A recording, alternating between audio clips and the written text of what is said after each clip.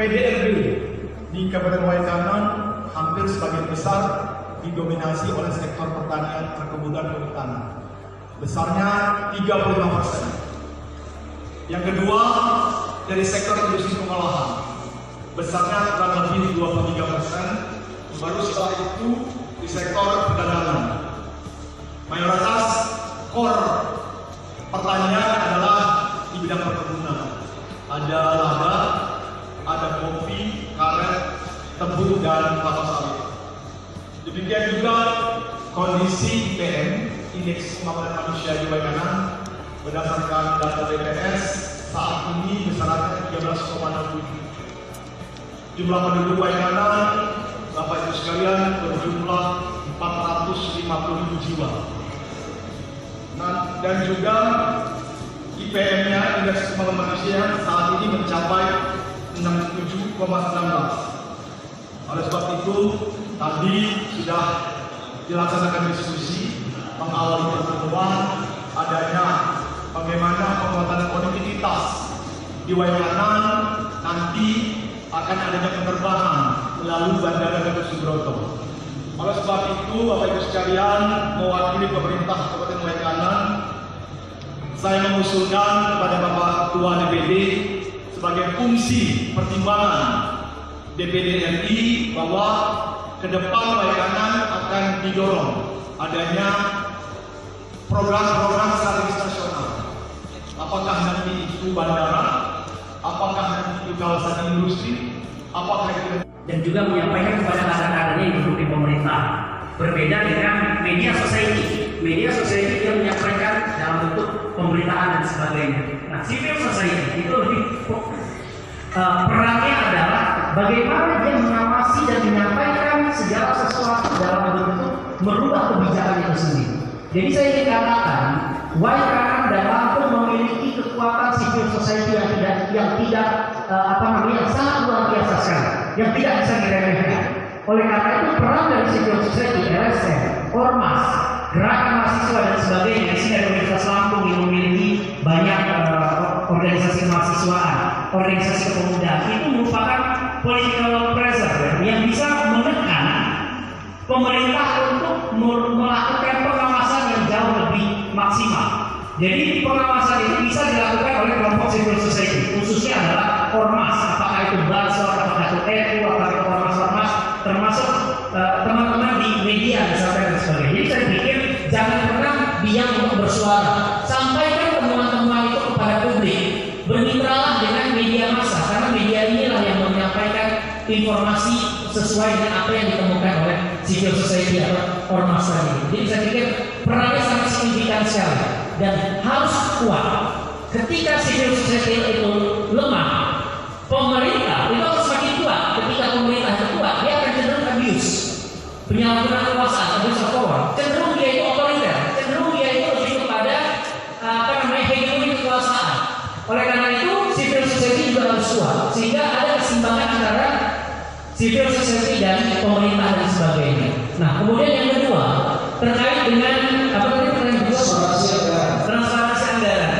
Ya, saya juga mendapat laporan dari beberapa LSM memang Waikanan memang sistem pemerintahnya belum terbuka, belum transparan. Tapi indeksnya itu memang bisa kita ukur. Ada yang sangat terbuka, ada yang sedang, dan ada yang sangat tertutup. Tapi dalam undang-undang keterbukaan informasi publik, ketika teman-teman LSM meminta informasi itu dibatasi, kita punya jalur mekanismenya bagaimana informasi itu bisa ditemukan.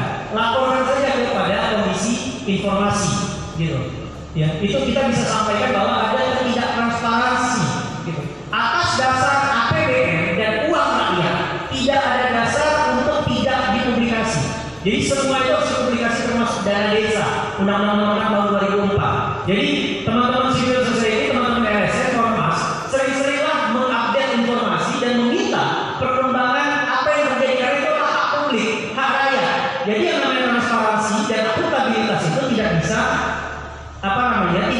tidak dilakukan, karena itu adalah bagian komponen dari yang disebut dengan pemerintahan yang baik dan bersih. Nah, tentunya yang ketiga yang perlu saya sampaikan adalah kita belum digitalisasi pemerintahan, sehingga semuanya itu manual. Kalau kita sistem digital, mulai dari proses tender, proses penggunaan anggaran itu bisa diakses di internet. Nah, itu yang menjadi tantangan pemerintahan ke depan. Siapapun yang terpilih harus mencoba melakukan e-government supaya pemerintahnya itu lebih kuat dan tidak terjadi transaksional di situ, dan rakyatnya bisa mengontrol melalui sistem media sosial atau digitalisasi dan sebagainya. Mereka Terima kasih, mungkin ada saya dari aplikasi. Jadi saya lebih memberikan rekom tadi bahwa untuk transparansi anggaran apa sih strategi KPK ini? Mungkin dari sisi pencegahannya untuk supaya itu mengembangkan dan membangkitkan atau membuat satu sistem jaringan yang bisa membuat transparansi, budgeting, basis, anggaran dan sebagainya. Mari Pak, silakan.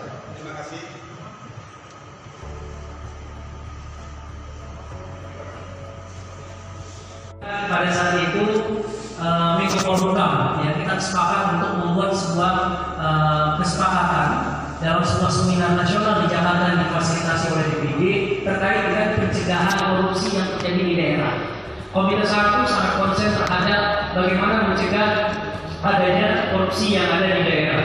Kenapa? Karena memang tupoksi dari DPD itu bagaimana memperkuat daerah sebagaimana perintah dari Konstitusi pasal 22, di mana kekuatan daerah itu berasal dari kekuatan DPD itu berada di daerah. Dan kita sangat prihatin, ternyata tinggi sekali tingkat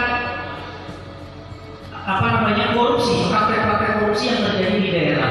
Oleh karena itu kita Komite 1 membangun komitmen dengan KPK dan juga Mabes Polri ya, Jaksa Agung dalam rangka untuk mencoba mengurangi bahkan mencegah agar itu tidak terjadi kemudian. Silakan datanya dipercepat. Yang pertama adalah ending dari fokus Komite 1 adalah pemerintahan yang baik, pemerintahan daerah yang baik. Oleh karena itu tentunya pemerintahan daerah yang baik itu tidak akan terwujud tanpa sistem birokrasi yang baik. Sistem birokrasi yang baik itu tidak akan terwujud dengan adanya pencegahan korupsi yang baik. Sistem pencegahan korupsi dan juga pemerintahan yang baik itu juga tidak bisa terwujud ketika memang ada sebuah sistem pilkada yang tidak baik. Oleh karena itu saling berhubungan. Ada kaitannya bagaimana proses pilkada dengan terbentuknya sistem pemerintahan yang baik, dan juga demikian sebaliknya. Sistem pilkada yang tidak baik akan menghasilkan pemerintahan juga yang tidak baik. Oleh karena itu kita mengambil 4 komponen ini menjadi hal yang sangat urgent. Dari satu sisi adalah kita mencoba merevisi undang-undang pemerintah daerah, di mana undang-undang pemerintahan daerah sangat rentan proses korupsinya terjadi. Artinya terjadi omission, pembiaran dan sebagainya. Oleh karena itu Komite 1 sedang melakukan evaluasi dan revisi terhadap Undang-Undang Nomor 32, ya, Undang-Undang Pemerintahan Daerah 2014 terkait dengan pemerintahan daerah. Karena kita anggap bahwa banyak sekali celah-celah, banyak sekali kelemahan-kelemahan yang pada akhirnya mengakibatkan banyak kepala daerah itu terjebak di dalam sistem yang kita sebut itu korupsi. Yang kedua, kita juga melakukan evaluasi terhadap Undang-Undang Nomor 5 tahun 2014, yaitu tentang ASN. ASN juga memiliki kelemahan di mana secara tidak langsung praktek-praktek netralitas birokrasi itu terbiarkan dengan beberapa pasal-pasal yang menurut kita perlu direvisi. Nah, yang ketiga terkait dengan pilkada. Pilkada juga ternyata memberikan ruang secara tidak langsung praktek korupsi itu terjadi. Bagaimana petahana memanfaatkan sistem birokrasi khususnya ASN untuk netralitas atau tidak netral, dan menggerakkan secara masif, terstruktur dan rapi untuk memenangkan kandidat yang notabene adalah dikuasai oleh petahana. Dan ini pantauan kita di 28 lebih kabupaten yang menjadi pilot project kita untuk meneliti kasus ini yang sangat banyak. Kita punya 34 anggota di 34 provinsi yang melakukan pengawasan. Dan ini salah satu konsentrasi kita adalah di Bengkulu. Nah, yang terakhir adalah terhadap KPK itu sendiri. Komite 1 DPD RI hari ini berkomitmen dan dari jauh hari berkomitmen untuk memperkuat KPK. Jadi ada pihak-pihak yang ingin melemahkan KPK, tentunya Komite 1 siap berhadapan untuk membantu dan memperkuat KPK. Itu komitmen kita. Jadi kita sudah yakin bahwa dengan adanya KPK harus terus, bahkan kewenangan jangan dilucuti. Kita juga termasuk mengevaluasi protes dengan adanya Dewan Pengawas yang pada saat itu secara tidak langsung melemahkan KPK. Tapi tidak usah khawatir Pak dari KPK. Kita dari Komite 1 DPD RI yang terus berjuang. Kalau bisa penguatan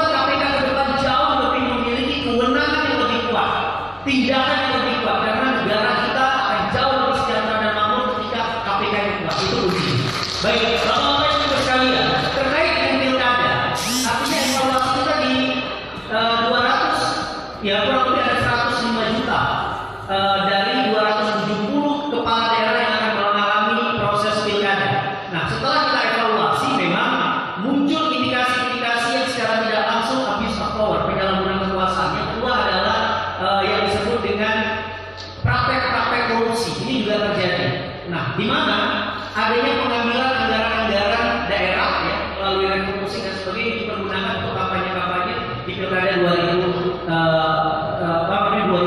saat ini. Nah, kecenderungan teman kita ya perlu kami laporkan ke KPK, kandidat-kandidat yang berasal dari petahana itu cenderung lebih besar ya menguasai aset-aset ekonomi dan birokrasi untuk dipergunakan terhadap kampanye-kampanye pemenangan di pilkada di 2020. Kasusnya itu banyak provinsi yang kita temukan. Ya, oleh karena itu kita memperkuat Bawaslu. Terdapat beberapa temuan dari Bawaslu di provinsi, ya, itu beberapa kepala daerahnya didiskualifikasi karena terindikasi memang melakukan praktek bantuan pemerintah untuk kampanye di 2020. Baik, selanjutnya sebelumnya coba, ya. Kemudian terkait dengan sebelumnya awalnya. Coba ulang baik. Kemudian yang terkait dengan kepala daerah, perlu kami sampaikan bahwa ini laporan KPK berdasarkan hasil kerja kami dengan KPK mencatat bahwa ada 114 kepala daerah terjerat kasus korupsi sejak 2004 sampai dengan 2019. 114 kepala daerah itu bukan hal yang kecil. Ini sangat fantastis.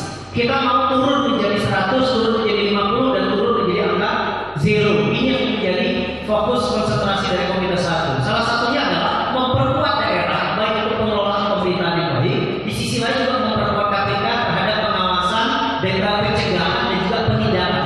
Itu yang penting. Kemudian juga 73 orang atau 64% berstatus bupati, 25 orang atau 24% berstatus wali kota, 16 orang atau 22% merupakan gubernur. Jadi saya Pak asli Aceh, Pak. Provinsi saya juga gubernurnya kena juga sama KPK. Bagi saya tidak ada masalah. Karena ini penegakan hukum yang harus ditegakkan. Namun oleh karena itu saya hanya ingin katakan proses yang sedang kita pikirkan sekarang adalah pencegahan. Pencegahan itu adalah bagaimana di kemudian hari dalam pasca pemilu 2020 ya, kepala daerah yang dihasilkan oleh pilkada 2020 itu tidak akan terulang lagi praktek pilkada di tahun 2000 yang lalu, 2017 yang lalu. Coba lihat ada kurang lebih sekitar 114 kepala daerah. Apakah setiap pilkada itu akan melahirkan 100 kepala daerah menjadi tersangka di dalam proses penyidikan KPK? Ini kan sangat kita sayangkan. Ini ada yang salah. Oleh karena itu sistem kita perbaiki, kultur kita perbaiki, struktur juga kita perbaiki. Oleh karena itu kita bermitra dengan KPK untuk melakukan sosialisasi ini di mudah-mudahan 34 provinsi, Pak ya. Kita turun ini. Ini kebetulan alhamdulillah di Lampung hari ini kita didapat respon dari untuk kita laksanakan di WKN. Kemudian juga KPK mencatat ada 15 tahun terakhir kepala daerah yang terjerat kasus korupsi. Ada 29 kepala daerah yang ditangkap, 2 gubernur, 22 bupati dan 5 wali kota. Oleh karena itu saudara-saudara sekalian, ini bukan hal yang sederhana. Ini menjadi tugas kita bersama. Saya yakin bapak-bapak memiliki peran yang sangat besar. Pak Kapolres ya, Bang Binsar, saya yakin betul sangat luar biasa melakukan pengawasan dan pencegahan korupsi yang ada di Waikanan. Dan mudah-mudahan penegakan hukum di Waikanan itu bisa ditegakkan seadil-adilnya. Baik, selanjutnya saya percepat saja. Nah, menariknya adalah tentang korupsi itu bukan hanya terjadi di dalam proses pilkada. Artinya setelah dikatakan oleh ketua komite tadi ada terjadi transaksional politik ketika beberapa calon-calon kepala daerah itu melakukan transaksi dengan para pemodal-pemodal untuk memenangkan dan memiliki anggaran kampanye yang sangat luar biasa. Dana kampanye itu dipergunakan untuk mempengaruhi elektabilitas atau suara yang nantinya suara itu untuk memenangkan kandidat tersebut. Ketika dia terpilih dan dilantik, yang terjadi adalah melaksanakan kompensasi atau kontrak politik antara pemilik modal tadi dengan calon kepala daerah, yang akhirnya adalah semua proyek-proyek akan dikelola oleh kelompok-kelompok tertentu. Terjadi yang disebut dengan oligarki. Nah, ini yang kita khawatirkan, bukan hanya oligarki partai, tapi juga oligarki orang-orang yang menguasai aset-aset ekonomi. Nah, kemudian berbicara tentang peta korupsi, di mana peta korupsi menurut data Komite 1 itu terlihat dari penerimaan non pajak, kemudian juga penerimaan pajak, belanja barang dan jasa, bantuan sosial, pembentukan daerah, DAU, DAK dan dekonsentrasi. Nah, kita dapat laporan nih, Pak. Ini di Waikanan ini masa pajaknya dipinjam oleh kepala daerah, tapi yang bayar itu kan daerah. Ini kan bahaya ini. Ini bukan sistem pemerintahan yang baik, ini semua. Saya harus sampaikan, saya tidak berpihak karena Komite 1 hari ini adalah memaparkan apa yang kita temukan berdasarkan hasil ukur reses dan beberapa kaki tangan kita. Kita punya beberapa wartawan dari daerah ya.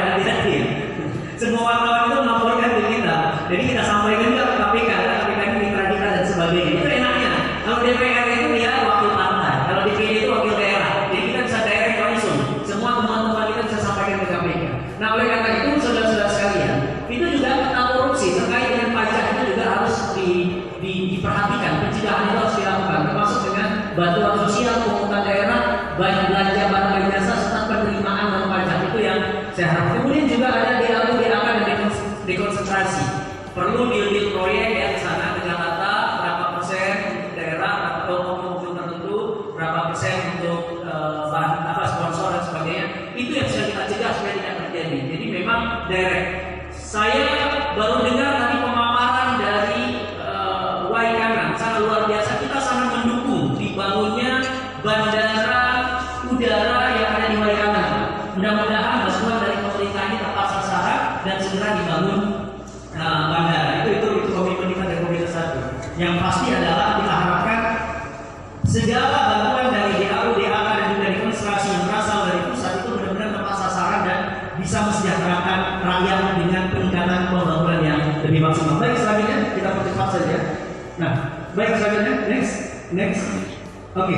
Nah, tentunya terkait dengan adanya pra-pilkada, pilkada dan pasca pilkada, ini yang menjadi evaluasi kita di Komite 1. Tentunya nanti kita akan menyampaikan pengawasan kita ya di KPK maupun kepada pemerintah PJS di sini, apa yang menjadi temuan kita terkait dengan lemahnya kaderisasi partai di semua daerah termasuk di sini.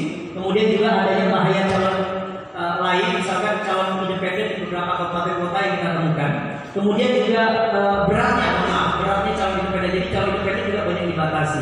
Kemudian juga mahar politik nih Pak. Ini partai politik juga sudah melakukan praktek-praktek mahar politik. Kalau untuk mendapatkan dukungan ya dia harus memberikan mahar politik. Kemudian terkait dengan pilkada, ongkos pilkada itu mahal. Oleh karena itu kita sedang mengupayakan ke depan pilkada asimetris. Bahkan Komite 1 sedang memperjuangkan pilkada yang dilakukan oleh DPRD, bukan lagi dipilih oleh langsung rakyat. Karena akan terjadi praktek money politik, kemudian kos politik besar, jadi kembali lagi kepada asimetris. Ya, di mana DPRD yang memilih dan sebagainya. Kemudian yang sangat penting adalah ongkos pilkada mahal, di mana selama ini ternyata pilkada ini dibebankan kepada daerah. Kita mau ke depan pilkada ini dibebankan langsung APBN, jadi tidak lagi menggunakan APBD, tidak lagi menggunakan uang daerah, sehingga itu lebih lebih netral, kemudian anggarannya lebih tepat sasaran, dan juga tidak bias. Kalau bias itu artinya gini, petahana itu tentunya akan memanfaatkan APBD untuk hal-hal yang tidak bisa terjadi penyimpangan juga. Bahkan untuk pemilihan KPU, Bawaslu itu juga bisa bias kalau nanti terlalu diintervensi. Oleh karena itu kita dengan anggarannya langsung terpusat dari APBN, tentunya kontrol anggaran itu jauh lebih kuat. Nah di sini termasuk dana pengawasan, dana keamanan untuk TNI Polri di pilkada. Ya, di akan datang itu juga kita minta dananya itu langsung dari APBN, jadi tidak membebankan daerah. Biarkan daerah itu dengan anggaran yang sudah ada itu tetap digunakan untuk kemajuan dan sebagainya. Kemudian terakhir pasca pilkada, ya kita melihat tentunya seperti saya katakan yang perlu kita awasi adalah monopoli kekuasaan. Nah ini penting bagi kita semua Bapak Ibu sekalian. Nah terkait dengan pemerintahan yang baik dan bersih, pemerintahan yang kuat, tentunya yang pertama adalah proses pilkadanya itu harus diawasi. Kita perkuat sistemnya, kemudian juga yang kedua adalah sistem birokrasinya yang netral, ya. Bahkan temuan kita juga salah satunya Kabupaten Waikanan juga ternyata netralitas birokrasinya rendah. Hasil penelitian dari KASN sangat rendah di sini. Artinya apa? Ada keberpihakan, ya. ASN terhadap salah satu kandidat. Nah, ini mohon maaf, ya. Jadi dan itu kecenderungannya mayoritas kepada petahana, bukan hanya di Waikanan tapi di beberapa tempat dan sebagainya. Ini kita laporkan saja karena ini menjadi temuan fakta dan sebagainya. Oleh karena itu kita jaga supaya pilkada di sini lebih netral, tidak pencegahan korupsinya itu lebih kuat, sehingga pemerintahan yang dibangun itu jauh lebih kuat dan pemerintahan yang bersih. Terima kasih dari saya. Ternyata wabillahi taufiq. Wassalamualaikum warahmatullahi wabarakatuh. Terima kasih untuk kita saya kosong untuk